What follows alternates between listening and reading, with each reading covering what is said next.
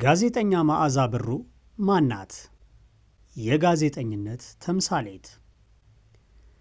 ጋዜጠኛ መዓዛ ብሩ የተወለደችው ከዛሬ 66 ዓመታት በፊት እዚህ አዲስ አበባ ከተማ ውስጥ ሲሆን ዘመኑም 1951 ዓመተ ምህረት ነበር። ከአንደኛ እስከ ሶስተኛ ክፍል በሐረርጌ ክፍለ ሀገር በሂርና ከተማ ተምራ ከአራተኛ እስከ 12ኛ ክፍል ያለውን ትምህርቷን ደግሞ በቅድስት ማርያም ትምህርት ቤት ተከታትላ ፈጽማለች። መዓዛ በትምህርት ቤቷ በክፍል ውስጥ አጫጭር ታሪኮችን ለተማሪዎች በማንበብ ከመታወቋም ሌላ ከፍ ያለ የሥነ ጽሑፍ ዝንባሌ እንደነበራት የሚያስታውሱት መምህሯ አንድ ቀን ታላቅ የጥበብ ሰው እንደሚወጣት እናውቅ ነበር ይላሉ። ጋዜጠኛ መዓዛ 9 ዓመት ሲሆናት ወላጆቿ አዲስ አበባ ወደሚገኘው የቅድስት ማርያም ካቶሊክ አዳሪ ትምህርት ቤት አስገብተዋታል። በ1967 ዓ.ም የሁለተኛ ደረጃ ትምህርት ቤት ተማሪ እያለች ደግሞ በእድገት በህብረት የእውቀትና የሥራ ዘመቻ በትግራይዋ ውቅሮ ከተማ ለ6 ወራት አገልግላለች። በ1970 ዓ.ም አዲስ አበባ ዩኒቨርሲቲ ገብታ በሥነ ልሳን ትምህርት ዘርፍ የመጀመሪያ ዲግሪዋን ተቀብላለች። መዓዛ ከሬዲዮ ሥራ ጋር ለመጀመሪያ ጊዜ የተዋወቀችው በአዲስ አበባ ዩኒቨርሲቲ የመጨረሻ ዓመት ተማሪ ሆና በተፈጠረ አጋጣሚ ነው። ይኸው አጋጣሚም በወቅቱ በኢትዮጵያ ሬዲዮ ተወዳጅ ከነበረው የእሁድ ፕሮግራም ጋር ለነበራት የ8 ዓመት ቆይታ ምክንያት ሆኗታል። ይሁን እንጂ ጋዜጠኛ መዓዛ በመጀመሪያ በቋሚነት የተመደበችበት ሥራዋ በባህል ሚኒስቴር ስር የመርሃ ስፖርት ጋዜጣ የስፖርት ዘጋቢ ሆና ነው። መዓዛ በ1971 ዓ.ም በአዲስ አበባ ዩኒቨርሲቲ የሥነ ቋንቋ ጥናት ተቋም ውስጥ በሥነ ልሳን ሊንጉስቲክ ትምህርት ክፍል ተመደበች። ስነ ልሳን መዓዛ የምትፈልገው ጥናት ባለመሆኑ በምደባው ቅር ብትሰኝም በንዑስ ትምህርት ደረጃ ማይነር ስተዲ የምትወስደው የውጭ ቋንቋና ስነ ጽሑፍ በመሆኑ ለነበራት ቅሬታ እንደ ማካካሻ ሆኖላታል። በዚህ ዩኒቨርሲቲ የ3ኛ ዓመት ተማሪ ሳለች የተፈጠረ አንድ አጋጣሚ ደግሞ መዓዛንና ሬዲዮንን የሚያስተሳስር ይሆናል።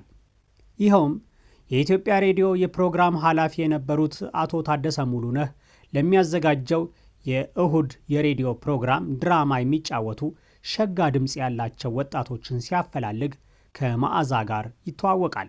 ድራማው አስታጥቃቸው ይሁን ያሰናዳው ሲሆን የመዓዛ ድምፅ ለሙከራ በስቱዲዮ ተቀርጾ ሲሰማው ታደሰ ሙሉነህ የሚፈልገውና የሚወደው ድምፅ ሆኖ ስላገኘው ይደሰታል። ከዚህ በኋላም ለእሁድ ፕሮግራም የሚሆኑ ጽሑፎችን በየሳምንቱ እንድታነብለት ያግባባትና የመዓዛና የሬዲዮ ፍቅር በኢትዮጵያ ሬዲዮ ይወለዳል። ከዚህ ጊዜ ጀምሮ የመዓዛ ድምፅ በእሁድ የሬዲዮ ፕሮግራም አድማጮች ዘንድ የተለመደና የተወደደ ሆነ።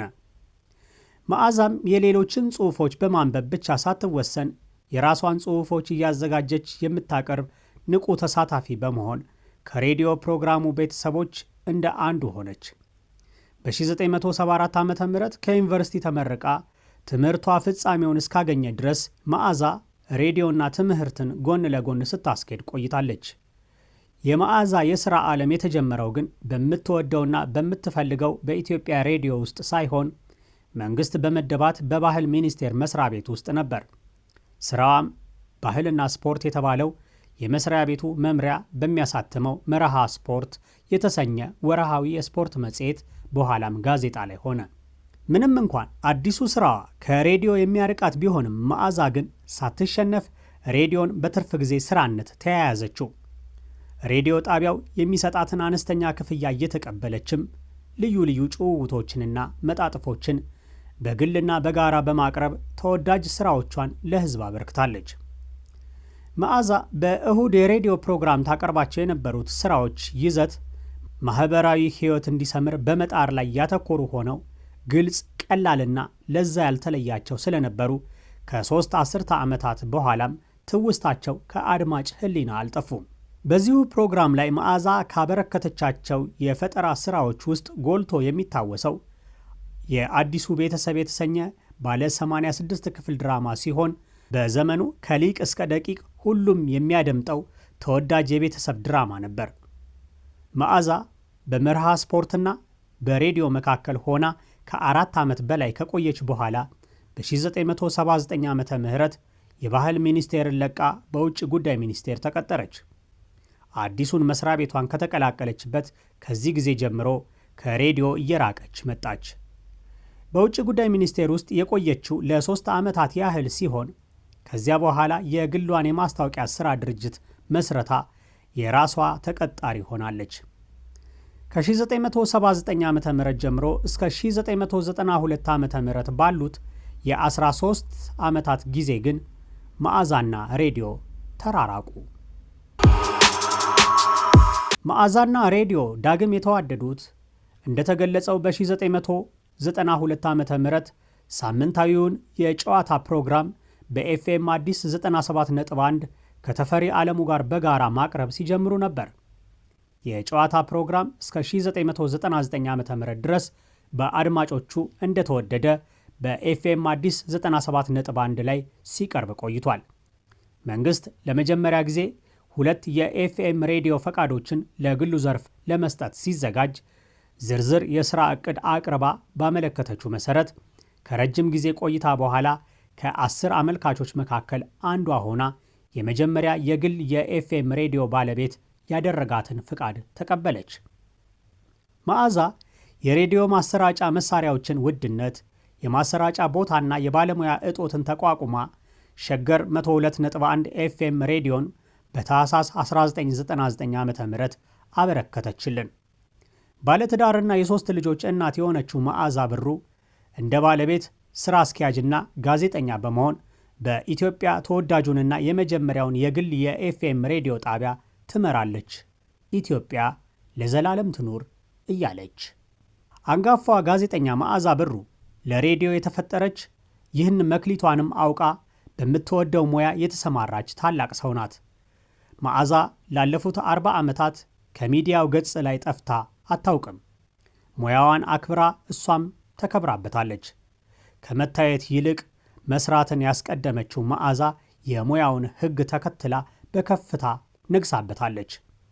መዓዛ በአንድ በኩል የመጀመሪያውን የግል ሚዲያ የከፈተች ጠንካራ ጋዜጠኛ ስትሆን አየር ላይ የምታውላቸውን ምርጥ መሰናዶች በማድመጥ ወጣቱ በመልካም ባህሪ እንዲቀረጽ ባደረገችው ጥረትም አርአያ የምትደረግ ናት። ባህር ዳር ዩኒቨርሲቲ ሐምሌ 16 2015 ዓ.ም ባካሄደው የተማሪዎች ምረቃ ለጋዜጠኛ መዓዛ ብሩ የክብር ዶክትሬት ዲግሪ መስጠቱ ይታወሳል። ጋዜጠኛ መዓዛ ብሩ በኢትዮጵያ የመጀመሪያዋ የግል ኤፍኤም ሬዲዮ የሸገር መስራችና ባለቤት በመሆኗ፣ የመጀመሪያዋ ሴት የሬዲዮ ማሰራጫ ድርጅት መስራችና ባለቤት በመሆኗ፣ በእንግዶች ምርጫ በምርምር በተደገፈ የመጠይቅ ዘይቤዋ፣ በትህትናዋ፣ በአነጋገር ለዛዋ፣ በቀጥታ ስርጭቶቿ፣ በሬዲዮም ሆነ በቴሌቪዥን ፕሮግራሞች ላይ አሻራ የተወችና በአጠቃላይ በዚህ ዘርፍ ለተሰማሩ ጋዜጠኞች አርአያ በመሆኗ የዩኒቨርሲቲውን የክብር ዶክተሬት አግኝታለች። የአማራ ሚዲያ ኮርፖሬሽንም የካበተ ልምዷንና ችሎታዋን ታሳቢ በማድረግ በ2014 ዓ.ም አንጋፋዋን ጋዜጠኛ መዓዛ ብሩን ወደ ተቋሙ በመጋበዝ ተሞክሮዎቿን ለሌሎች ጋዜጠኞች እንድታካፍል አድርጓል።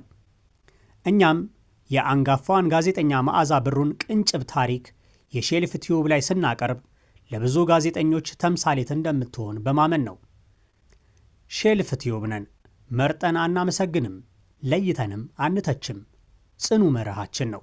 ስለ መዓዛ ብሩ መረጃዎችን ወደ እናንተ ለማድረስ የበኩርና ተምሳሌት መጽሔትን፣ ተወዳጅ ሚዲያንና ድሬ ቲዩብን እንዲሁም ሌሎች ስለ መዓዛ የተከተቡ ጽሑፎችን በምንጭነት ተጠቅመናል።